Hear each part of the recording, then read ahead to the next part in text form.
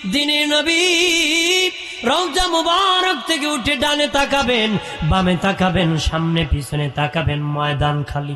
ওরে জিবরিল, আমারে কি সবার শেষে উঠাইছো নাকি? বিচার হয় আমার উম্মত জাহান্নামে চলে গেছে। জিবরিল বলবে, নবীজি, ও মায়ার নবী, আপনি উঠার আগে কেউ তার কবর থেকে উঠতে পারে নাই, সর্বপ্রথম আপনি উঠেছেন। ইসরাফিল তখন বাঁশি ফু দিয়ে দিবে, তখন দলে দলে কাতারে কাতারে সব নবীরা তাদের রওজা থেকে দাঁড়াবে, কিন্তু এখনো কোন উম্মত দাঁড়াইতে পারবে না, উম্মত সব কবরে আটকা পড়ে থাকবে। জিবরিল আমিন আসিয়া বলবেন, নবীজি, ওগো মায়ার নবী, আপনার দুজন উম্মত যতক্ষণ তারা রওজা থেকে উঠবে না, ততক্ষণ কোন উম্মত তাদের রওজা কবর থেকে দাঁড়াতে পারবে না, আপনি তাদেরকে ডাক দিতে হবে। দিনে নবী বলবেন, এ জিবরিল, তারা কারারি? জিবরিল আমিন বলবে, নবীজি, তারা একজন আপনার আবু বকর আর একজন আপনার ওমর, তাদেরকে তারা যদি না দাঁড়ায় কোন উম্মত দাঁড়াতে পারবে না। এমনি দিনে নবী ডাক দিবেন, আবু বকর ওমর বন্ধু দাঁড়াও। তারা তাদের রওজার কবরের মাটি ফেটে যাবে, তারা দাঁড়ায় যাবে, তখন দলে দলে কাতারে কাতারে সব বাবা উম্মত দাঁড়ায় যাবে। হাসরের মাঠ কায়েম হয়ে গেছে। দেখি কোন নবী একা দাঁড়াইছে, উম্মত নাই, কেউ 2 জন, কেউ 10 জন, কেউ 40 জন। একজন নবী দেখি সামনে, পিছনে 6 লক্ষ উম্মত। আল্লাহকে বললাম, মালিক আল্লাহ, ওই নবী তিনি কে গো? আল্লাহ কইনি, মুসা কালিমুল্লাহ, ওনার উম্মত বেশি 6 লক্ষ। এমনি নবী মুখ মলিন করে, আল্লাহ, আমার উম্মত তো হবে না, মুসার যদি 6 লক্ষ হয়, আমার তো আর বেশি হবে না। কিয়ামতের দিন মুসা নবী সবচেয়ে সম্মানিত হবে। আল্লাহ বলেন, ওগো হাবিব, মন ঘাবড়াবেন না, ডান দিকে তাকান। নবী বলেন, ডানে তাকাইছি, দেখি মানুষ আর মানুষ, জমিন থেকে আসমান পর্যন্ত মানুষ আর মানুষ। বামে তাকাইছি, জমিন থেকে আসমান পর্যন্ত মানুষ আর মানুষ। সামনে তাকাইছি, জমিন থেকে আসমান পর্যন্ত মানুষ আর মানুষ। পিছনে তাকাইছি, জমিন থেকে আসমান পর্যন্ত মানুষ আর মানুষ। আল্লাহ বলেন, হাবিব, ও আমার দুস্থ, 6 লক্ষ উম্মত দেখে মন ঘাবড়াইছেন, মন মলিন করেছেন। ডানে বামে সামনে পেছনে যত মানুষ দেখেছেন, তারা সবাই আপনার রাসূলুল্লাহর একাই উম্মত। ও বাবাজি, হাসরের মাঠে একদল হবে ডানপন্থী আর একদল হবে বামপন্থী। একদল কি? একদল ডানপন্থী আর একদল বামপন্থী। আমাদের সমাজের বহু মুসলমান দাবি করে বেড়া নাকি বামপন্থী, আছে কি না? পিছনে কথা কই না, বুঝবে কি কি কয়, বেড়া নাকি বামপন্থী। হাসরের মাটি 3টা দল হবে বাবা। দল হবে কয়টা? এটা দুনিয়ার দল না। আল্লাহ নিজেই বলেন, আরশের ডান পাশে এক দল হবে, আরশের বাম পাশে এক দল হবে, ডানেও না বামেও না, মধ্যখানে স্বতন্ত্র এক দল হবে। ডানে কারা হবে জানুনি? যাদের আমল আমার ডান হাতে হবে তারা ডানপন্থী। আর বাবা, আরশের ডান দিকে জান্নাত, তারা জান্নাতে চলে যাবে। যাদের আমল নামা বাম হাতে হবে তারা আরশের বাম পাশে থাকবে, তারা বামপন্থী। আরশের বাম পাশে জাহান্নাম, তারা জাহান্নামে চলে যাবে। আরশের ডানেও না বামেও না, তারা কারা স্বতন্ত্র, তারা কারা পরিচয় কি? নবীগণ, সিদ্দিকগণ, শহীদগণ, সালেহগণ, তাদের কোনো হিসাব হবে না, বিনা হিসাবে জান্নাতে যাবে। তবে জানিয়ে রাখো, আরেক দলের বাবাজি, আরেক দলের নেকি বদি সমান সমান হবে রে। মিজানের পাল্লার কাছে নেকি বদি সমান সমান বাজি সমান হবে। আমার আল্লাহ তাদেরকে জান্নাতও দিবে না, জাহান্নামও দিবে না। তাদেরকে জান্নাত আর জাহান্নামের মধ্যখানে একটা পাহাড় আছে, আরাব পাহাড়। কোরআনে একটা সূরা আছে, সূরা আরাব। তাদেরকে আরাববাসী বলা হবে, তাদেরকে আরাববাসী বলা হবে, যাদের নেকি আর বদি সমান সমান হবে রে। আমার আল্লাহ এত দয়ালু, তাদেরকে ওই পাহাড়ে দাঁড় করায় দিবে। এক নজরে জান্নাত দেখবে আর এক নজরে তারা জাহান্নাম দেখবে। অন্তরের কষ্ট দিয়া ক্ষমা করে আল্লাহ তাদেরকে জান্নাতের মেহমান বানাবে। দিনে নবী বলেন আশরিফ, আমার এক দলের পরিচয়, তাদের আমলনামার ডান হাতে হবে। যাদের আমলনামার ডান হাতে হবে তারা আমার উম্মতের পরিচয়, আমার উম্মতের আমলনামার ডান হাতে হবে। 3 নম্বর পরিচয়, নবী বলেন আমার উম্মতের সামনে ছোট্ট বাচ্চারা দৌড়াদৌড়ি করবি। অনেক আমার উম্মতের শিশু বাচ্চা ইন্তেকাল করেছে। কিয়ামতের দিন হাসরের মাটি আমার উম্মতের সামনে ওই শিশু বাচ্চারা দৌড়াদৌড়ি করবে। যাদের সামনে শিশু বাচ্চা দৌড়াদৌড়ি করবে, এটাই আমার উম্মতের পরিচয়, তারা আমার উম্মত। তামাম দুনিয়ার মালিক কে? ধরে বলেন কে? আল্লাহ। বাবা দিরানে আমার, পৃথিবীর কেউ মরতে চায় না বাবা, তারপর মরতে হয়। তারপরে কি মরতে হয়? কারণ ওয়াদা দিয়েছি কার কাছে? যেতে হবে তো। ওয়াদা করেছি কার সাথে? ওয়াদা করেছি মালিক রব্বুল আলামিনের সাথে। দেখা করব, মালিকের কাছ থেকে এসেছি, আবার মালিকের কাছে যাব।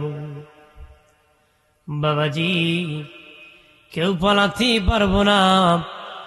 আল্লাহ আমাদেরকে বানাইছে বাবাজি, পৃথিবীতে পাঠাইছে তার ইবাদত বন্দিগি করার জন্য, গোলামি করার জন্য, দুনিয়ার থেকে বেহেশত কামাই করে যাওয়ার জন্য। কবরে নতুন করে বেহেশতি হওয়া যায় না, দুনিয়ার থেকে বেহেশতি হয়ে কবরে যেতে হয় না। দুনিয়া তো কোটি টাকা দিলে অনেক কিছুই হয়, কবর হইব কতক্ষণ? আপনার কি আতগুড়ার কেউ আছে নাকি বলে বেচারা টাকা বেশি আসিল, যাওয়ার সময় ছেলে বান্ডেল 3টা দিয়েছিল, ফেরেশতারা দিয়ে বেড়া চলে আসে? আছে নাকি? আছে?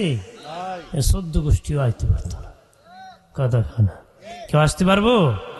কেউ আসে নাই, আসবেও না, আসার জায়গা না কতক্ষণ, ঠিক কিনা?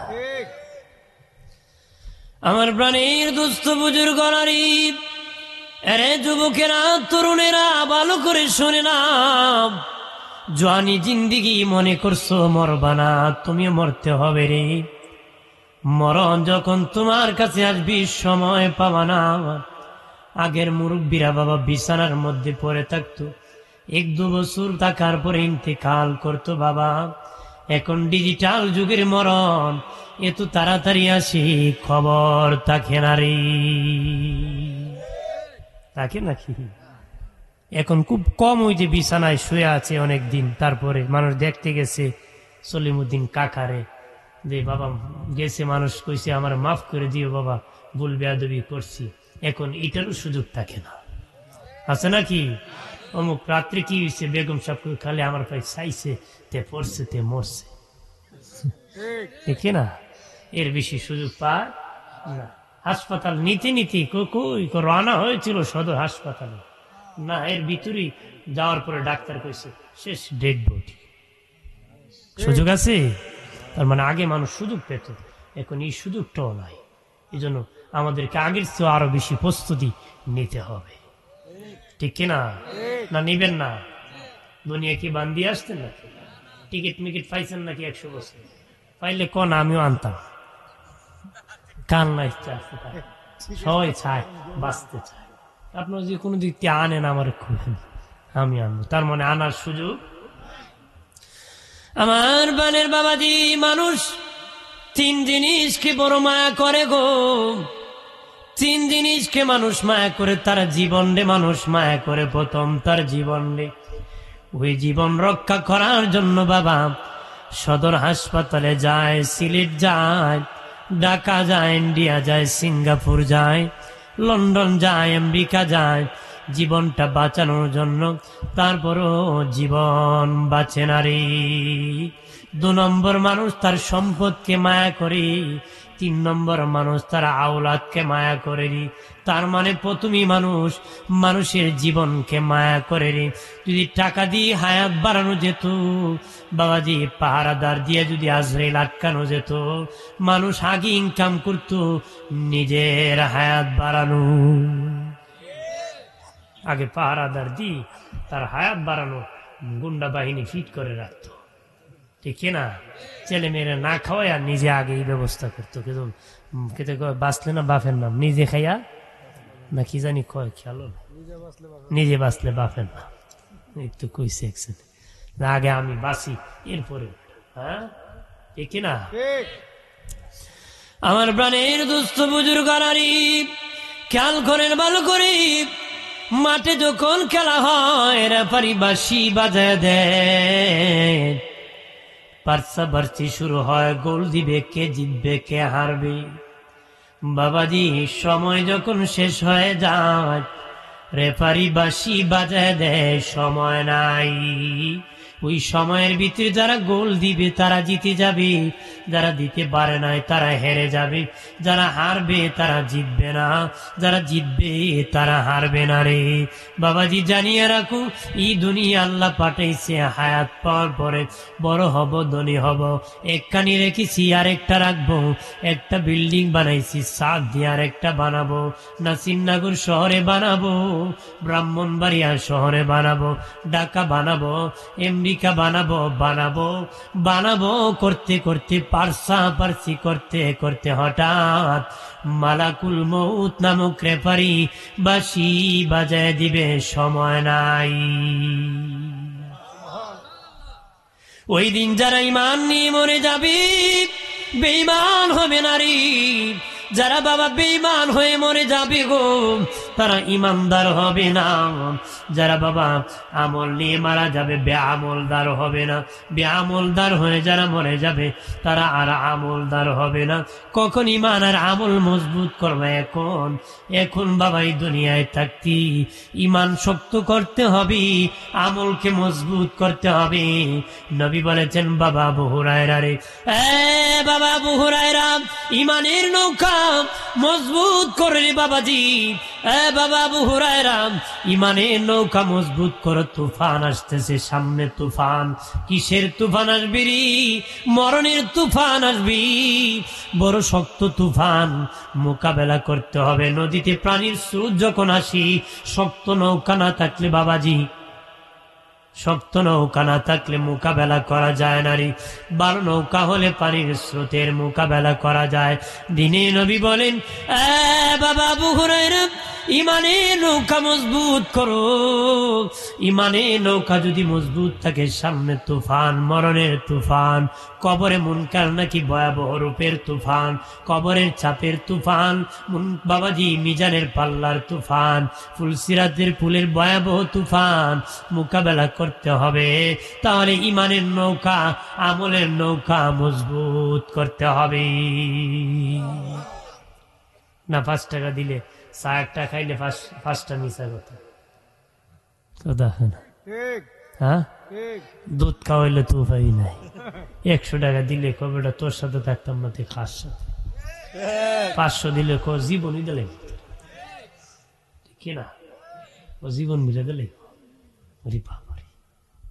লাগিয়ে গেলি জুতা ফালায়, ঠিক কিনা? লাগিয়ে গেলে কি স্যান্ডেল ফালায়া ভাই নিতান্ন জুতা আরেক জোর কিনে নি, দরকার নাই, ঠিক কিনা? আমার প্রাণের বাবাজি খেয়াল করেন ভালো করে, ও বাবাজি জন্য বিদায় নিতে হবে।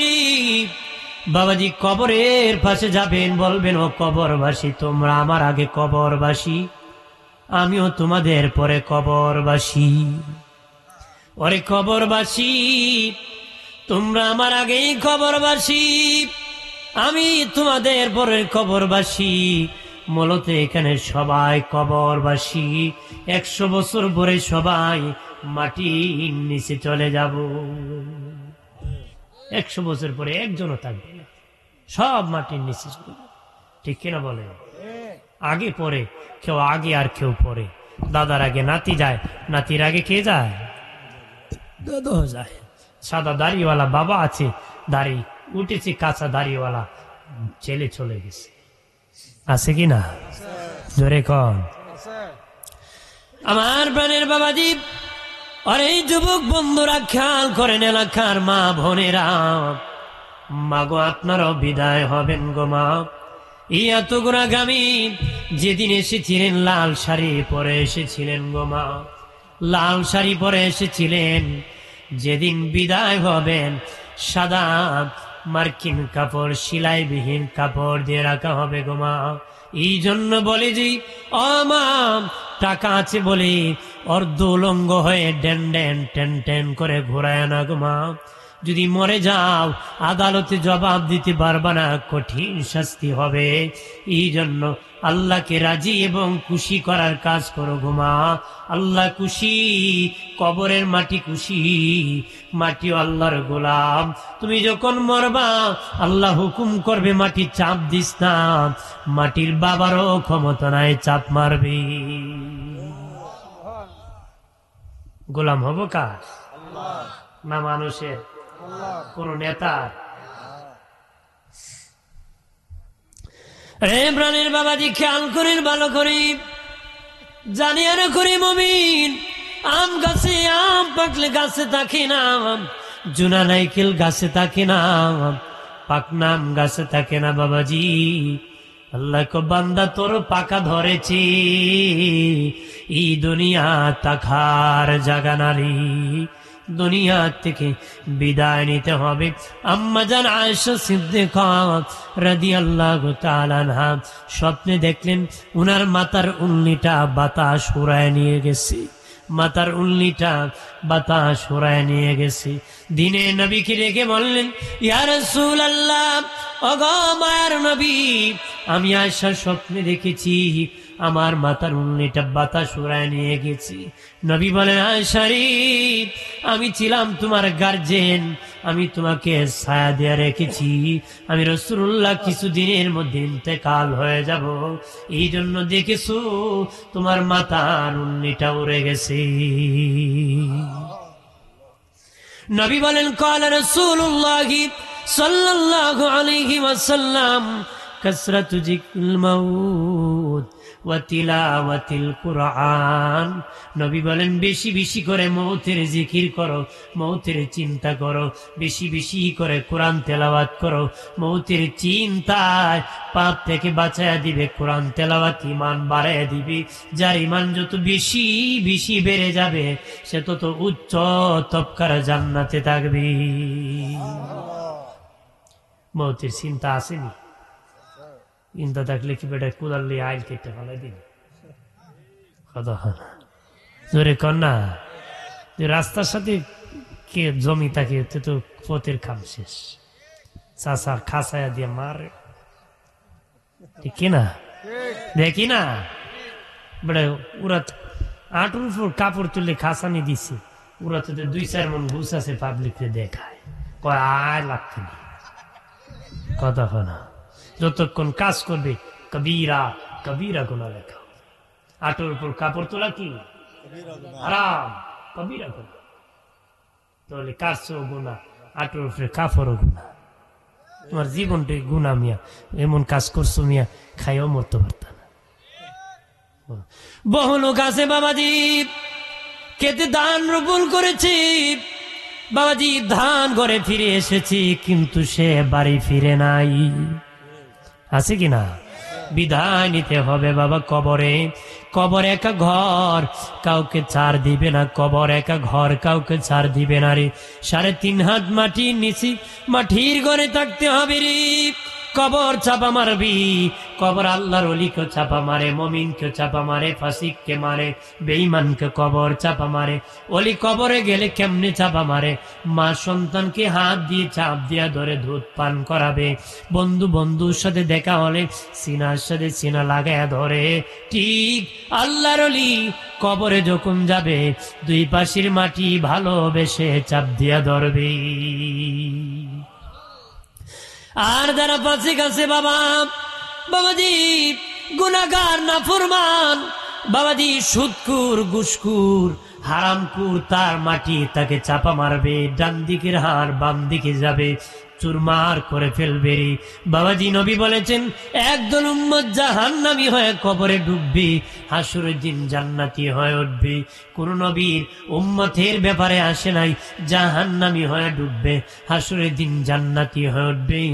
একমাত্র উম্মতে মুহাম্মদীর ব্যাপারে আসবে অনেকেই জাহান্নামী হয়ে কবরে ডুববে, হাসরের দিন জান্নাতি হয়ে উঠবে। তারা কারা জানেননি? কবর তারে চাপা মারবে, কত মারবে, যত মারলে ক্ষমা হবে, তত চাপা মেরে জীবনের গুনাহ ক্ষমা করে হাসরের দিন জান্নাতি বানায় উঠাবে। আরেক দলকে উঠাবি, জানেন তারা কারা? যারা নেক আওলাদ রেখে গিয়েছে বাবাজি, যার সন্তান বাবার জন্য দোয়া করতে করতে, সদকা জারিয়া করতে করতে কবরে সব যেতে যেতে তারা হাসরের দিন, যেদিন ইসরাফিল বাঁশি বাজাবে কিয়ামতের দিন, সেদিন দেখবে তার নেকি বেশি হয়ে গেছে, গুনাহ কমে গেছে। বেহেশতি বেহেশতি জান্নাতের ঘ্রাণ পেতে পেতে কবর থেকে দাঁড়াবে, সুজা জান্নাতের মেহমান হবে। বাবাজি খেয়াল করেন, কবর চাপা মারবি। ও বাবাজি কবর, আল্লাহ নবীর একজন সাহাবী আবু মুসা রাদিয়াল্লাহু তাআলা আনহু, আবু মুসা রাদিয়াল্লাহু তাআলা আনহুকে যখন কবরে রাখা হলো, কবরে রাখা হলো, মুনকার নাকি আসছে প্রশ্ন করবে, বলেছি রবকে। উনি ক মুনকার নাকি, তোমরা কত দূর থেকে এসেছো রে? তারা ক 500 মাইল দূর থেকে আবু মুসা আমরা এসেছি। হযরত আবু মুসা রাদিয়াল্লাহু তাআলা আনহু ডেকে বলি, মুনকার নাকি, 500 মাইল দূর থেকে আসিয়ে যদি তোমরা আল্লাহকে ভুলো নাই, আমি আবু মুসা কয়েক হাত উপর থেকে এসেছি, আমি রে কেমনে আমার আল্লাহরে ভুলবো রে? তোমরা 500 মাইল দূর থেকে আসছো, আমি কয়েক হাত উপর থেকে আসছি, এখনই কি ভুলে যাবো নাকি? সুবহানাল্লাহ কন না। আপনার তো প্রশ্নের উত্তর গেলে বুঝলেন না কথা কথা, ঠিক না? মসজিদে সিরাতে মুস্তাকিম পথ দেখাও আল্লাহ, বাইরে যত বাঁকা পথ আছে খুঁজো, কথা না। মসজিদে বলে আল্লাহ তোমার প্রশংসা সব, বের হয়ে কয় আমার প্রশংসা কই, আর দান করবো না, আর খাওয়াবো না। বাবাজি গুলা ভুলে যেতে হবে, প্রশংসার মালিক কে? জোরে বলেন কে? ভুলে যাব না কাকে? আল্লাহকে। আবু মুসা ডেকে বলেন, ওরে মুনকার নাকি, তোমরা যদি এত মাইল দূর থেকে আসিয়া আমার আল্লাহকে ভুলো নাই, আমি আবু মুসা কয়েক হাত উপর থেকে কেমনে ভুলবো? আল্লাহ নবীর সাহাবী সাদ ইবনে মুআজ রাদিয়াল্লাহু তাআলা আনহুর ইন্তিকালের পরে দয়াল নবী নিজে জানাজার ইমামতি করলেন, লাশ খাটিয়ে উঠাইয়া সাহাবায়ে কেরাম নিতেছেন, নবী হাঁটিয়ে হাঁটিয়ে পিছনে যাইতেছেন, কিন্তু বাবাজি পুরা কদম মুবারক নবী জমিনে ফেলতেছেন না, বুড়ি আঙ্গুল মুবারকে নবী ভর করে করে যাইতেছেন। সাহাবায়ে কেরাম বললেন, নবীজি ও মার নবী, পায়ে কোনো ব্যথা পাইছেন নাকি? পা মুবারকে কোনো সমস্যা হয়েছে নাকি নবীজি? নবী বলেন, আমি যা দেখি রে বাবা সাহাবীরা, তোমরা তা দেখো না রে। আমার সাদ ইবনে মুআযের জানাজায় এত ফেরেশতা অংশগ্রহণ করেছে, আমি রাসূলুল্লাহ কদম রাখার মতন কোন জায়গা পাই না রে। বাবাজি কবরে নামাই দিলেন, মাটি জমা দেওয়ার পরে দিনের নবী কবরের পাশে দাঁড়াইয়া চোখের পানি ছেড়ে কান্নায় ভেঙ্গে পড়ে গেলেন। সাহাবায়ে কেরাম বলেন, নবী ওগো মায়ার নবী, কবরের পাশে কেন গো এইভাবে কান্না শুরু করেছেন? নবী কো শুনুনি। এই বাবা সাহাবীরা শুনেলাম, আমার সাদ ইবনে মুআজকে যখন কবরে রাখা হয়েছে, কবরের দুপাশের মাটি তারে চাপা মারা শুরু করছে, আমি রাসূল দেখে সহ্য করতে পারি নাই, এই জন্য কান্নায় ভেঙ্গে পড়েছি। কান্না করার কারণে আমার আল্লাহ আমার সাদ ইবনে মুআজের কবর জান্নাতের বাগান বানাইছে। নবীর একজন চাচি আম্মা বৃদ্ধ বয়সে কালিমা পড়ে মুসলিম হয়েছেন। বিদায়ের আগে ডেকে বলেন, ভাতিজা আমার কয়েকটা ওসিয়ত তুমি পূরণ করবানি। নবী বলেন, বলো বলো। ও চাচি আম্মা বলো গো, আপনি আমাকে অনেক আদর করেছেন, লালন পালন করেছেন, বলেন কি আবদার? ও ভাতিজা আমার জানাজার ইমামতি করবানি। ঠিক আছে চাচি আম্মা, আমি জানাজার ইমামতি করব। ওগো ভাতিজা আমার কবর খনন করার পরে আমাকে কবরে নামানোর আগে তুমি কবরে নামিয়ে একটু ঘোরাঘুরি করবানি। ভাতিজারে তুমি কবরে নামিয়াও একটু ঘোরাঘুরি করবানি। নবী বললেন, চাচি কেন গো? আমি কবরে নামিয়া ঘোরাঘুরি করবো। ডেকে বলে, ভাতিজারি আমি কত সেবা তোমার করেছি, কত আদর করেছি। জীবনে যে বদন মোবারকে মশা মাছি বসে নাই, সে নুরানি বদন মোবারক দিয়ে যদি আমি অভাগিনীর কবরে নামিয়া ঘোরাঘুরি করো, আশা করি আমার কবর জান্নাতের বাগান হয়ে যাবে। দিনে নবী বললেন, চাচি আম্মা ঠিক আছে আমি নামিয়া ঘোরাঘুরি করবো। এরপরে ডেকে বলে, ভাতিজা সর্বপ্রথম মাটিটা আমার কবরে তুমি দিবানি রে। নবী কো, চাচি ঠিক আছে আমি প্রথম মাটি দিয়ে দিব। চাচি আম্মার ইন্তেকালের পরে আল্লাহ নবী নিজে জানাজার ইমামতি করলেন। কবরে নামিয়া নবী ঘোরাঘুরি করলেন, তারপরে নামায়া মাটি চাপা প্রথম মাটি নবী দিয়ে দিলেন। কবরের পাশে দাঁড়াইয়া নবী ধা ধা করে চোখের পানি ছেড়ে দিলেন। সাহাবায়ে কেরাম ডেকে বললেন, ইয়া রাসূলুল্লাহ নবীজি, ওগো মায়া নবী, কি জন্য আপনি আপনার চাচি আম্মার কবরের পাশে দাঁড়ায় কান্না করতেছেন? দিনে নবী ডেকে বললেন, এ সাহাবীরা, এমন আবদার কে আমার কাছে করবে রে?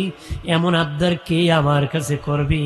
জানাজার ইমামতি করব, কবরে নামিয়া ঘোরাঘুরি করব, প্রথম মাটি দিব, এইরকম আবদার কে আমার কাছে করবে? সাহাবায়ে কেরাম হাউমাউ করে কাঁদিয়া বলে, নবী, ও দিনের নবী, আমরা চাই গো নবী আপনি চিরদিন বেঁচে থাকেন, আমরা মারা গেলে আপনি জানাজার ইমামতি করেন, কবরে নামায় দিন আর মুনাজাত করেন। নবী আমরা সকলেই চাই চিরদিন আপনি বেঁচে থাকেন। দিনে নবী বললেন, এ বাবা সাহাবীরা, আমি চিরদিন বেঁচে থাকবো না রে, আমি চিরদিন বেঁচে থাকবো না। তোমরা জেনে নাও, আমি যেমনি আমার চাচির কবরে নামার কারণে, জানাজার ইমামতি করার কারণে, মাটি দেওয়ার কারণে আমার চাচি আম্মার কবর জান্নাতের বাগান হয়ে গেছে। আমি বলে দিই, তোমরা আলেম হও, নতুবা আলেমের ছাত্র হও, নতুবা আলেমের কথা শুনো, নতুবা আলেমকে ভালোবাসো, তাহলে তোমাদের কবর আমার আল্লাহ জান্নাতের বাগান বানায় দিবি। মা বোনেরা বয়ান শুনতেছেন, ও মা খাদিজাতুল কুবরার কথা শুনেছেন। আম্মা জান খাদিজাতুল কুবরার ইন্তেকালের সময় আল্লাহ নবীর নূরানি উরাত মুবারকি, নবীজির এই নূরানি উরাত মুবারকে মা খাদিজা মাথা রাখছেন, মুস্কি মুস্কি হাসতেছেন। নবী বলেন, খাদিজা কি জন্য হাসো গো? মা খাদিজা কো, নবীজি এত দামি উরাত মুবারকে আমি মাথা রেখেছি, তামাম পৃথিবী বিক্রি করলো সেটার মূল্য দেওয়া যাবে না গো। সুবহানাল্লাহ। দিনে নবী এমন দামি উরাত মুবারকে মাথা রেখেছি যেটা পৃথিবী বিক্রি করলে মূল্য দেওয়া যাবে না। এরপরে উনি কান্নায় ব্যঙ্গে পড়লেন। নবী বলেন, খাদিজা কি জন্য গো তুমি কান্না করতেছো?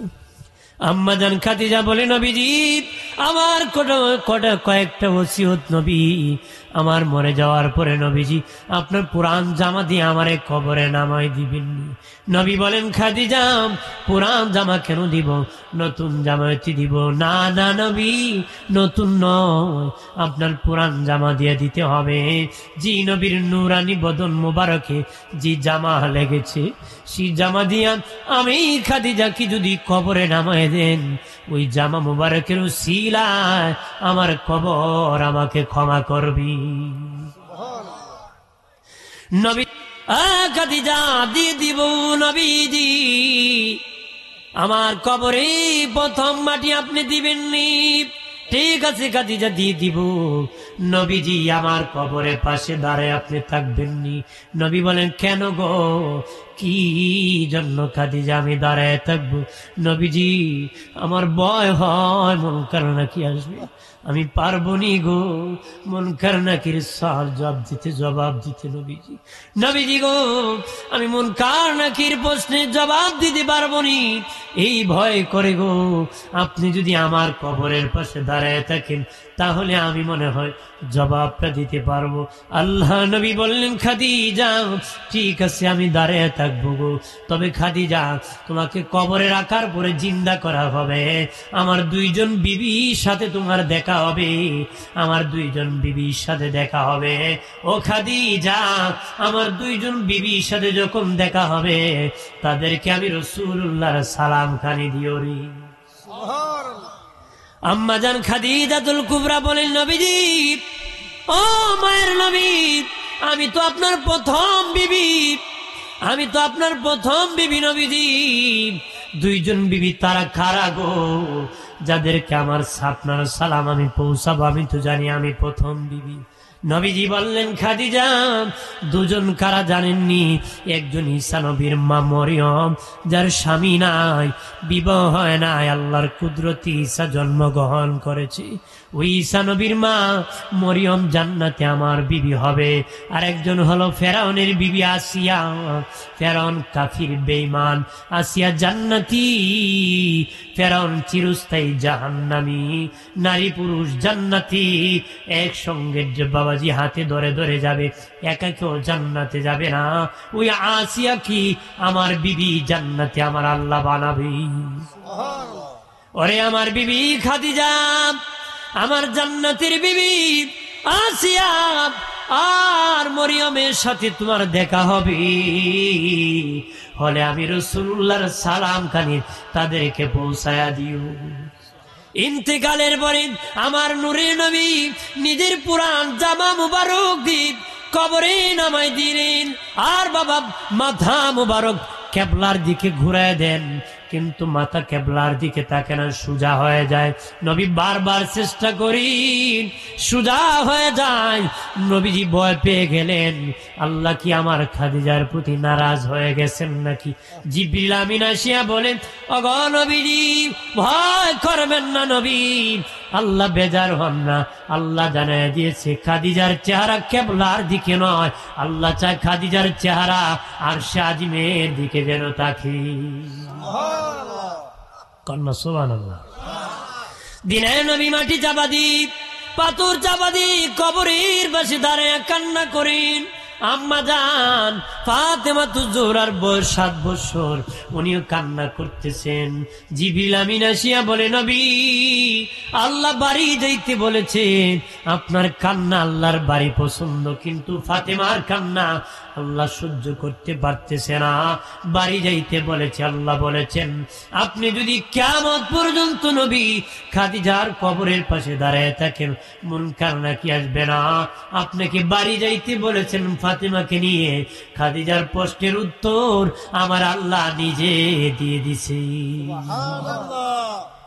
সুবহানাল্লাহ। মা বোনেরা, ওই খাদিজাতুল কুবরা আল্লাহকে রাজি করেছেন, নবীকে খুশি করেছেন, নিজে আল্লাহ তাকে সালাম দিয়েছে। সুবহানাল্লাহ। বাইরে আমার খেয়াল করি, ভালো করি, এই জন্য বলে যাই বিদায় নিতে হবে। মা বোনেরা সবাই বিদায় নিতে হবে গো। পাপ করিও না, অন্যায় করিও না।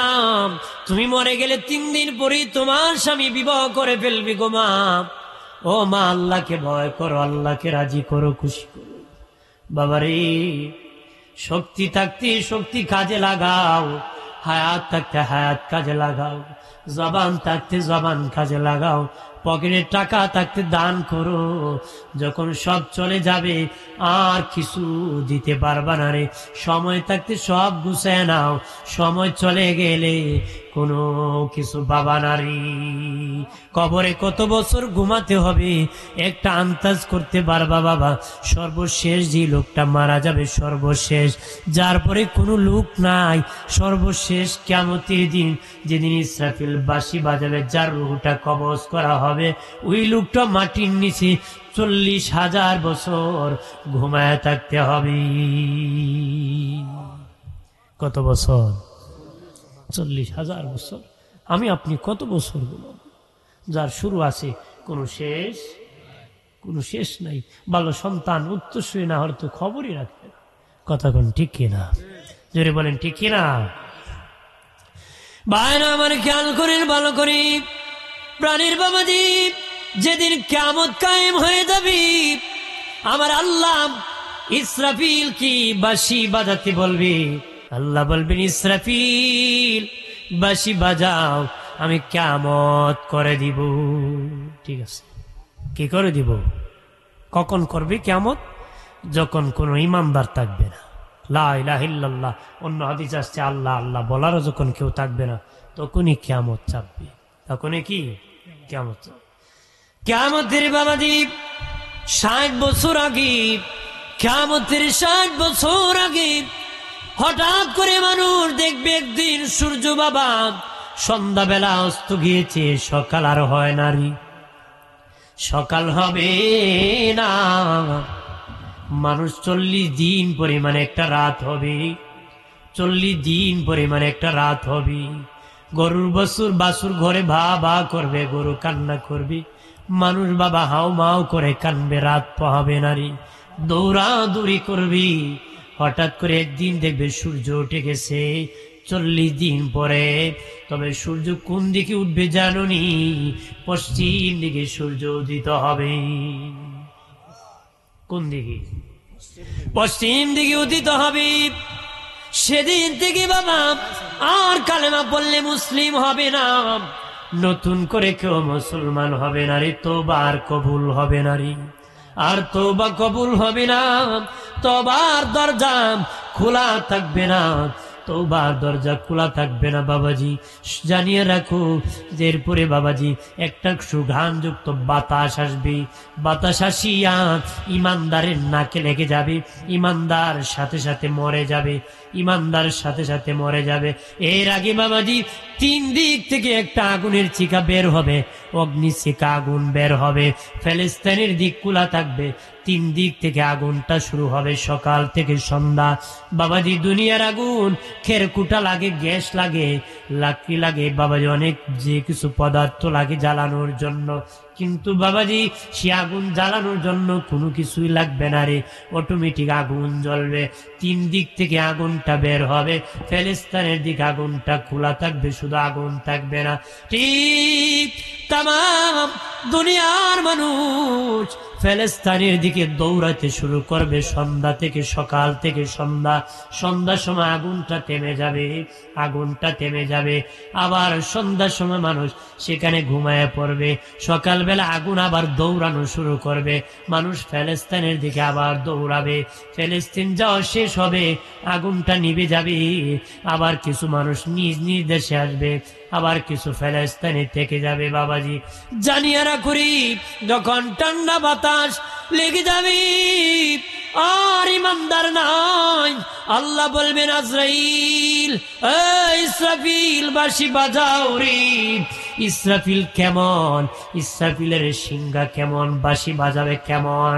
দিনে নবী বলেন, আমি যেদিন মেরাজে গিয়েছি ইসরাফিলকে দেখেছি আসমানের সিংহা মুখে নিয়ে আছে, আমি সালাম দিয়েছি, জবাব দেয় না, 1 বার 2 বার 3 বার দিয়েছি, জবাব দেয় না। নবী বলে, ইসরাফিল, আমি বুঝেছি তুমি আল্লাহর হুকুমের অপেক্ষায়, এই জন্য সালামের উত্তর দিতেছ না। তবে ইসরাফিল বলি আমি বলে দিতেছি, বাড়িতে মেহমান দাওয়াত দিয়ে বাড়িওয়ালা বাড়ি ভেঙ্গে ফেলে দেয় না রে, বাড়িতে মেহমান দাওয়াত দিয়ে বাড়িওয়ালা বাড়ি ভাঙ্গে না। আমি নিজে নিজে আসি নাই, আল্লাহ আমাকে দাওয়াত করে এনেছে, আজকে বাড়ি ভাঙ্গার কথা আল্লাহ বলবে না রে। সুবহানাল্লাহ। নবী বলেছেন, ইসরাফিলের সিংহা কত বড়। দিনে নবী বলেন, হাতের তালুতে একটা হারুলি টিকটিকির ডিম যদি রাখো, একটা হারুলি ডিম টিকটিকির ডিম যদি রাখো, ডিমটা যত ছোট হাতটা যত বড়, তামাম দুনিয়াটা ইসরাফিলের সিংহার হাতে হবে, সিংহার কাছে টিকটিকির ডিমের মতন হবে, হারুলির ডিমের মতন হবে, আর হাতটা হবে ইসরাফিলের সিংহা। ইসরাফিলের সিংহার পৃথিবীর সর্বপ্রথম যে মানুষ সৃষ্টি করেছিলেন, কিয়ামতের আগ পর্যন্ত যিনি ইন্তেকাল করবে, প্রত্যেকের রুহু বাবা ইসরাফিলের সিংহার ভিতর সিংহাসন থাকবে, প্রত্যেকের নামে একটা আসন থাকবে বাবা। ওই প্রত্যেকটা রুহু থাকার জায়গা ইসরাফিলের সিংহার ভিতরে হবে, কারণ 8টা জিনিস ধ্বংস হবে না, আরশ, কুরসি, লৌহ, কলম, জান্নাত, জাহান্নাম। ইসরাফিলের সিংহা মানুষের রুহু, ওই 8টা জিনিস ধ্বংস হবে না, লয় হবে না, কয় হবে না, ওই 8টা জিনিস ধ্বংস হবে না রে, মানুষের রুহু ধ্বংস হবে না বাবাজি। প্রাণের বাবাজি, আল্লাহ বলবেন, এই আজরাইল তুমি মানুষের রুহু, সৃষ্টির রুহু কবজ করুরি। ইসরাফিল যখন বাঁশি বাজাবি, মাটির মুড়ামুড়ি শুরু হয়ে যাবে রে, পাহাড় গুলা তুলার মতন উড়ে যাবে, মানুষ দৌড়াদৌড়ি করবে। দিনে নবী বলেন, কেউ বাবা দোকান খুলবে ব্যবসা করার জন্য, সেখানে দশে যাবে, হাল চাষ করার জন্য জমিনে যাবি, সেখানে আটকা পড়বে। কিছু লোক বলবে, কি হলো রে, দলবদ্ধ হয়ে নেতার বাড়ি যাবে, যে দেখবে তার যে গতি, নেতারও সেই গতি, সবাই মিলিয়া বলবে খোলা মাঠে চলো, খোলা মাঠে যাবে। দেখবি বাবা খোলা মাঠে চতুর্দিকে ভাগ ভাল্লুক, বেড়া, দুম্বা, গরু, ছাগল দাঁড়াবে, মানুষের মাথার কাছে পাখি দাঁড়াবে, জিন জাতি দাঁড়ায় যাবে, চতুর্দিকে খোলা মাটি। ঠিক ওই মুহূর্তে মালাকুল মউত আজরাইল আসিয়া সব প্রাণী, গরু, ভেড়া, দুম্বা, ছাগল বাবা দিয়ে ভাগ ভাল্লুকের রূহ কবজ করবে, পাখির রূহ কবজ করবে, জিন জাতির রূহ কবজ করবে, মানব জাতির রূহ কবজ করবে। আল্লাহকে বলবে মালিক আল্লাহ, চিৎকার দিয়া বলি আল্লাহ, আরো জবান খুলে বলি আল্লাহ। প্রাণের আল্লাহরি কোথায় গেলে পাবো তোমারে, প্রাণের মাওলারি কেমনে ডাকেলে পাবো তোমারে। বন্দী হইলাম শয়তানের জালি, দিন কাটাইলাম হেলে দুলে, বন্দী হইলাম শয়তানের জালি, দিন কাটাইলাম হেলে দুলে।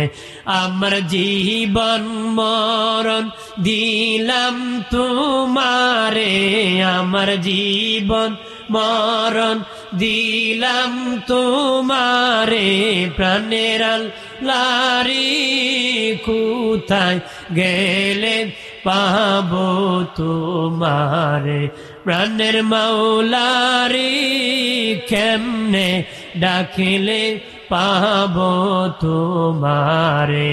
ও বাবাজি, তখন আজরাইল বলবে, আল্লাহ ও মালিক, আর সৃষ্টি কাহো নাই, আমরা ফিরিস্তারা আছি, আর তুমি আল্লাহ চুপ। আল্লাহ বলবেন, আজরাইল তুমি, ইসরাফিল, মিকাইল, জিবরাইল, মোট 4 জন বাদে বাকি সবার রূহ কবজ করো ফিরিস্তা, সব ফিরিস্তার রূহ কবজ করা হবে গো। এরপর আল্লাহ বলবেন, তুমি বাদে বাকি 3 জনের রূহ কবজ করো, বাকি 3 জনের রূহ কবজ করা হবে রে। এবার আমার আল্লাহ বলবেন, আজরাইল তোমার মরণের ফালারে। আজরাইল তখন ধা ধা করে চোখের পানি ছেড়ে কান্না করবে, বলবে, আল্লাহ গো, ও মালিক, আমি যদি আগে জানতাম আমারও রূহ কবজ করা হবে, আমি পৃথিবীর কারো রূহ কবজ করতে যেতাম না রে আল্লাহ। আল্লাহ রে, মানুষের রূহ এত কষ্ট হয়, কবজ হতে মানুষ কত যে কষ্ট করে গো আল্লাহ। আমি আগে যদি জানতাম তাহলে পৃথিবীর কারো কবজ করতে আমি যেতাম না গো আল্লাহ। আল্লাহ বলবেন, আজরাইল তুমি মরে যাও, হুকুম করতে দেরি, আজরাইল মরতে দেরি হবে না রে। আল্লাহ আল্লাহ কিছুই নাই, সব মরে যাবে, একমাত্র থাকবে কে? আল্লাহ।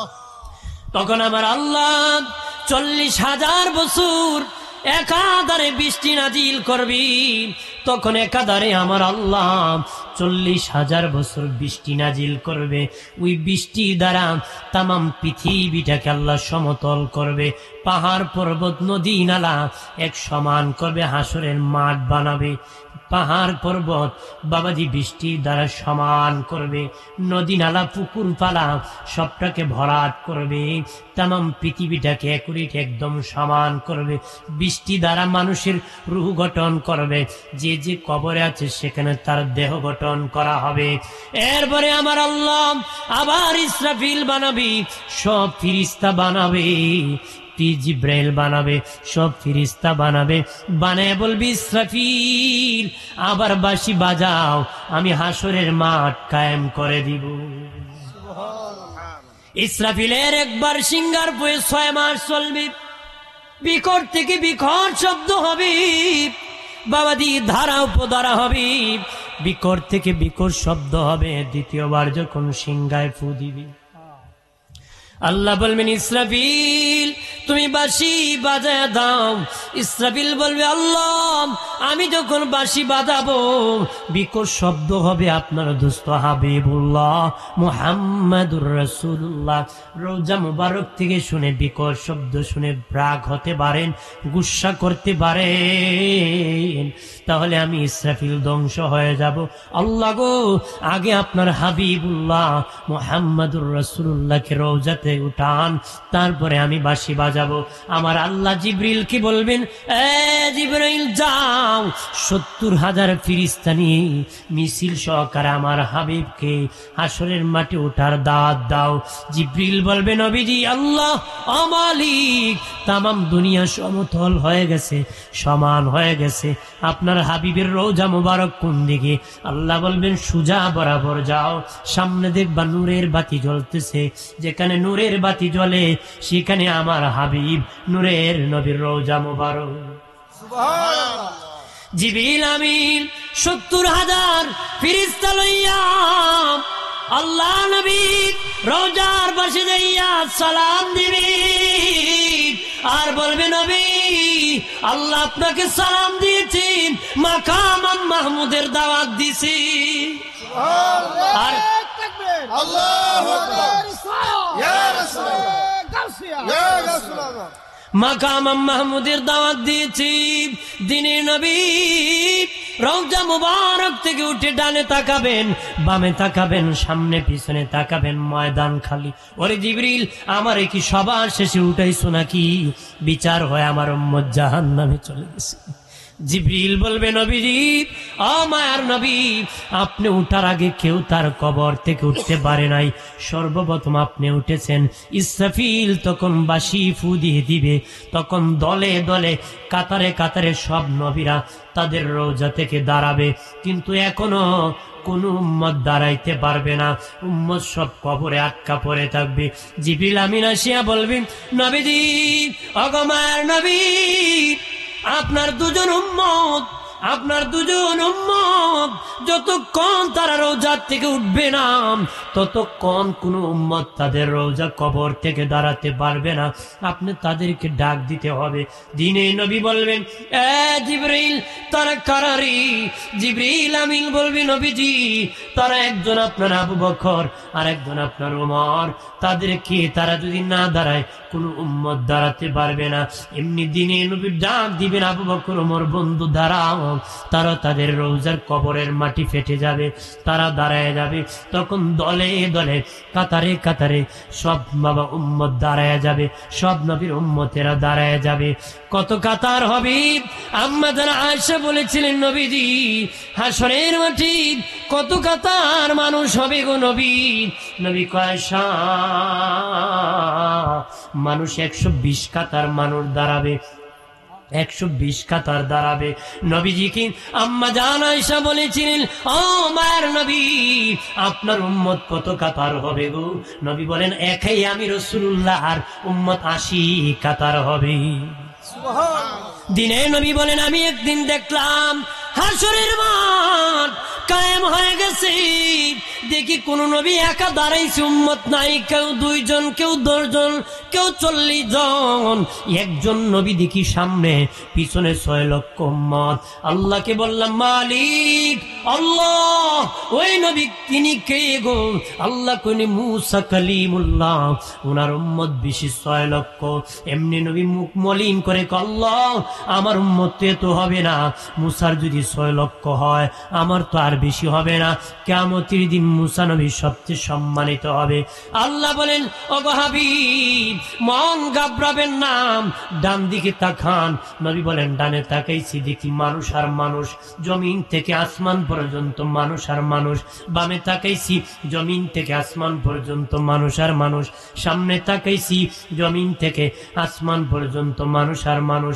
পিছনে তাকাইছি, জমিন থেকে আসমান পর্যন্ত মানুষ আর মানুষ।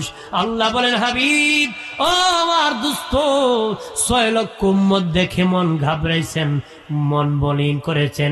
ডানে বামে সামনে পেছনে যত মানুষ দেখেছেন, তারা সবাই আপনার রাসূলুল্লাহর একাই উম্মত। আম্মা জান আয়েশা বলেন, নবীজি ও মার নবী, আপনার যে উম্মত কিভাবে আপনি চিনবেন গো নবী? হাসরের মাঠে আপনার উম্মতের পরিচয় কেমনে আপনি পাবেন? ওইটা আপনার উম্মত, ওই কাতার আপনার উম্মত। নবী কয়, আয়েশা রে, আমার উম্মতের 3টা পরিচয় থাকবে। 3 পরিচয় আমি আমার উম্মতকে চিনব। 1 নম্বর আয়েশা, আয়েশা 1 নম্বর পরিচয়, আমার উম্মতের কপাল থেকে নূর চমকাবে, নূর চমকাবে, নূর চমকাবে। নবী বলেন, সাবিরা রে, এ বাবা সাবিরা, অসংখ্য ঘোড়ার মধ্যে যদি কিছু ঘোড়া চান কপাল্লা, তাকে চিনতে কি সমস্যা হবে নাকি? ইয়া রাসূলুল্লাহ, নবী না না, চান কপাল্লা ঘোড়া চিনতে সমস্যা হবে না। নবী কা, আমার উম্মত চান কপাল্লা হবে, কপাল থেকে নূর চমকাবে। যাদের হাসরের মাঠে কোন নবীর উম্মতের কপাল থেকে নূর চমকাবে না, একা আমি হাবিবুল্লাহ মুহাম্মাদুর রাসূলুল্লাহর উম্মতের কপাল থেকে নূর চমকাবে। 2 নম্বর নবী বলেন, আয়েশা রে, আয়েশা আমার উম্মতের আমল আমার ডান হাতে হবে। আল্লাহু আকবার বলেন না। ও বাবাজি, হাসরের মাঠে একদল হবে ডানপন্থী আর একদল হবে বামপন্থী। একদল কি? একদল ডানপন্থী আর একদল বামপন্থী। আমাদের সমাজের বহু মুসলমান দাবি করে বেড়া নাকি বামপন্থী। ঠিক আছে কি না? আছে আছে পিছনে কথা কই না, বুঝবে কি কি কয় বেড়া নাকি বামপন্থী। হাসরের মাটি 3টা দল হবে বাবা। দল হবে কয়টা? 3টা। এটা দুনিয়ার দল না, আল্লাহ নিজেই বলেন, আরশের ডান পাশে 1 দল হবে, আরশের বাম পাশে 1 দল হবে, ডানেও না বামেও না, মধ্যখানে স্বতন্ত্র 1 দল হবে। জোরে কর সুবহানাল্লাহ। ডানে কারা হবে জানুনি? যাদের আমল আমার ডান হাতে হবে তারা ডানপন্থী। আর বাবা, আরশের ডান দিকে জান্নাত, তারা জান্নাতে চলে যাবে। যাদের আমল নামা বাম হাতে হবে তারা আরশের বাম পাশে থাকবে, তারা বামপন্থী। আরশের বাম পাশে জাহান্নাম, তারা জাহান্নামে চলে যাবে। আরশের ডানেও না বামেও না, তারা কারা স্বতন্ত্র, তারা কারা পরিচয় কি? নবীগণ, সিদ্দিকগণ, শহীদগণ, সালেহগণ, তাদের কোনো হিসাব হবে না, বিনা হিসাবে জান্নাতে যাবে। তবে জানিয়ে রাখো, আরেক দলের বাবাজি, আরেক দলের নেকি বদি সমান সমান হবে রে। মিজানের পাল্লার কাছে নেকি বদি সমান সমান বাজি সমান হবে। আমার আল্লাহ তাদেরকে জান্নাতও দিবে না, জাহান্নামও দিবে না। তাদেরকে জান্নাত আর জাহান্নামের মধ্যখানে একটা পাহাড় আছে, আরাব পাহাড়। কোরআনে একটা সূরা আছে, সূরা আরাব। তাদেরকে আরাববাসী বলা হবে, তাদেরকে আরাববাসী বলা হবে, যাদের নেকি আর বদি সমান সমান হবে রে। আমার আল্লাহ এত দয়ালু, তাদেরকে ওই পাহাড়ে দাঁড় করায় দিবে। 1 নজরে জান্নাত দেখবে আর 1 নজরে তারা জাহান্নাম দেখবে। অন্তরের কষ্ট দিয়া ক্ষমা করে আল্লাহ তাদেরকে জান্নাতের মেহমান বানাবে। সুবহানাল্লাহ। দিনে নবী বলেন, আয়েশা রে, আয়েশা আমার 1 দলের পরিচয় তাদের আমলনামা ডান হাতে হবে। যাদের আমলনামা ডান হাতে হবে তারা আমার উম্মতের পরিচয়, আমার উম্মতের আমলনামা ডান হাতে হবে। 3 নম্বর পরিচয়, নবী বলেন আমার উম্মতের সামনে ছোট্ট বাচ্চারা দৌড়াদৌড়ি করবি। অনেক আমার উম্মতের শিশু বাচ্চা ইন্তেকাল করেছে। কিয়ামতের দিন হাসরের মাটি আমার উম্মতের সামনে ওই শিশু বাচ্চারা দৌড়াদৌড়ি করবে। যাদের সামনে শিশু বাচ্চা দৌড়াদৌড়ি করবে এটাই আমার উম্মতের পরিচয়, তারা আমার উম্মত। আম্মা নবীজি বলেছেন যার শিশু বাচ্চা শিশু বয়সে ইন্তেকাল করেছে ওই বাচ্চার উসিলায় মা বাবাকে আমার আল্লাহর জান্নাতের মেহমান বানাবে। এই কথা শুনিয়াম আম্মা জান আয়েশা চোখের পানি ছাড়িয়াম বিনায়াম কান্নায় ব্যঙ্গে কয় নবী আল্লাহ তো আমার একটা সন্তানও দিল না গো নবী, আমার তো আল্লাহ একটা সন্তানও দিল না। একটা সন্তান যদি দিত ওই বাচ্চাটা মরেও যেত, এর উসিলায় আমি আয়েশা জান্নাতে যেতে পারতাম। আমার একটা বাচ্চা হয়ে যদি মরে যেত গো নবীজি, বাচ্চার উসিলায় আমি জান্নাতে যেতাম। নবী কয় আয়েশা তোমাকে তো আল্লাহ সন্তান দেন নাই, তারপরে তুমি ধৈর্য ধরেছ, সবুর করেছ, আল্লাহর কাছে শুকরিয়া আদায় করেছ, এই কারণে তুমি আয়েশাকে আমার আল্লাহ জান্নাতের মেহমান বানাবে। আমার বানের বাবাজি খেয়াল করেন, হাসরের মাটি ও বাবাজি একদলের হিসাব সহজ হবে আর একদলের কঠিন হবে। একদল বিনা হিসাবে জান্নাতে যাবে আর একদল বিনা হিসাবে জাহান্নামে যাবে। আগেই বলেছি নবীগণ, সিদ্দিকগণ, শহীদগণ, সালেহগণ বিনা হিসাবে জান্নাতে যাবে আর দুনিয়ার সব কাফিররা বিনা হিসাবে জাহান্নামে যাবে। আর এক দলের হিসাব কঠিন হবে গো, আর এক দলের হিসাব সহজ হবে। কার সহজ হবে বাবা? নবী বলেন যার নেকি বেশি গুনাহ কম, নেকি বেশি গুনাহ কম তাদেরকে আমার আল্লাহ বলবেন এ বান্দা বান্দি তোর গুনাহ কম হওয়ার কারণে তোর গুনাহটাকেও আমি হাসরের মাঠে নেকির মূল্যে বিক্রি করে দিছি। গুনারও নেকি বানাইব, গুনার কি বানাইব? নেকি বানাইব। আপনি এখন 1 মণ চিনি যদি পানির মধ্যে ঢালেন, 2 মণ পানিতে দিয়ে যদি চাকনি দিয়া চাকেন শিরা বানানোর পরে 100 গ্রাম আবর্জনা বের হইব না? বের হবো? বের হবে। 100 গ্রাম আবর্জনা কে কিনে নিবে? মাগনা নিলে নিব? মাগনা দিলে নিব? প্রাণের বাবাজি 100 গ্রাম আবর্জনা মাগনাও কেউ নিবে না রে। কিন্তু এই আবর্জনা যতক্ষণ চিনির সাথে মিশ্রিত ছিল বাজারে চিনির মূল্যে বিক্রি হয়েছে। যতক্ষণ চিনির সাথে মিশ্রিত ছিল রে ততক্ষণ চিনির মূল্যে বাজারে বিক্রি হয়েছে। কেন জানুনি? চিনি বেশি ময়লা কম, এই জন্য চিনির মূল্যে বিক্রি হয়েছে। ঠিক যাদের নেকি বেশি গুনাহ কম তার গুনাহটাকেও নেকির মূল্যে হাসরের মাঠে বিক্রি করা হবে।